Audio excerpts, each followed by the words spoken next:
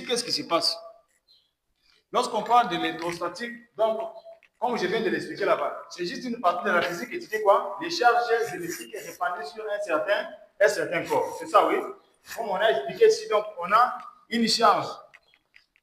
Donc, il y a deux types d'électricité, soit deux types de charges électriques en physique. Ça va? Donc, nous avons deux types de charges électriques en physique. Donc, il y a la charge positive et la charge négative. Ça va? Maintenant, selon les types, parmi les trois types d'électrisation qu'on avait cités, vous avez dit il y a l'électrisation par frottement, par contact et par influence. Donc, par contact et par frottement, c'est lorsque vous prenez les deux corps frottés et ça crée une charge électrique. C'est ça, oui? Maintenant, par contact, on avait dit, c'est lorsqu'on prend, ça va? Vous allez constater que par contact, il y a un corps déjà chargé positivement. Il communique maintenant ses charges à un autre corps qui est comment? Qui n'est pas électrisé. Donc, un autre corps non électrisé. Donc, le quelqu'un maintenant est électrisé. Maintenant, de l'autre côté, lorsque nous avons maintenant les deux corps avec les mêmes charges, ça va faire comment? On parle de la répulsion. Donc, ça va se repousser. Ça va? Maintenant, lorsqu'on parle maintenant d'électrisation par influence, c'est-à-dire, nous avons un corps déjà chargé, il nous communique ses charges avec un autre corps qui est comment? Négatif. Est-ce que vous comprenez très bien? Là, maintenant, on parle de quoi? De l'attraction. Donc, lorsqu'on parle de l'électrisation par influence et par contact, c'est-à-dire, nous allons voir qu'on parle ici de l'autre côté. Là, pour électrisation par contact, on voit directement quoi? La répulsion. Maintenant, par influence, on voit quoi? L'attraction. Donc, lorsque nous avons les charges des mêmes signes, ça va se repousser. Et lorsqu'on a les charges des signes contraires, ça va faire comment? Ça va s'attirer. Est-ce que nous comprenons très bien? Alors, c'est par là qu'elles sont entrées parler maintenant de ce qu'on appelle la force de Coulomb. Coulomb nous dit quoi? Les forces d'attraction ou de répulsion, ça va? Qui s'exercent sur l'une ou l'autre des deux charges électriques, ok? A été publié par qui? A été publié en 1785 par Coulomb, donc un savant français. Est-ce que vous comprenez très bien? Maintenant, cette loi-là stipule que la valeur de la force d'attraction ou de répulsion qui s'exerce, ça va? L'attraction ou la répulsion qui s'exerce entre deux corps électriques, un corps électrisé est directement proportionnel à la charge qui 1 et à la charge qui 2, ça va? De deux corps est inversement proportionnel au carré de la distance qui les sépare. Est-ce que vous comprenez très bien? C'est comme par exemple, nous prenons les deux personnes ici.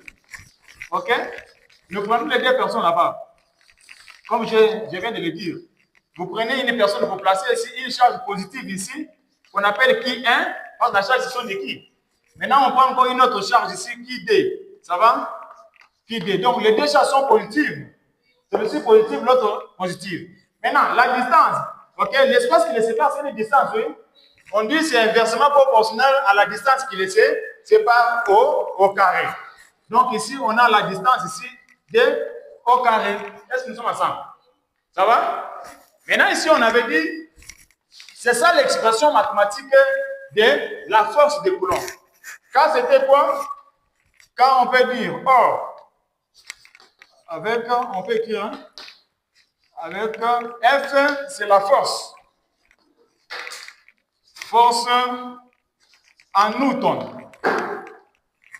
Force en newton.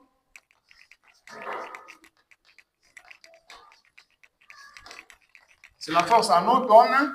Ça va? Maintenant, ici, qui 1 et qui 2 sont des quoi?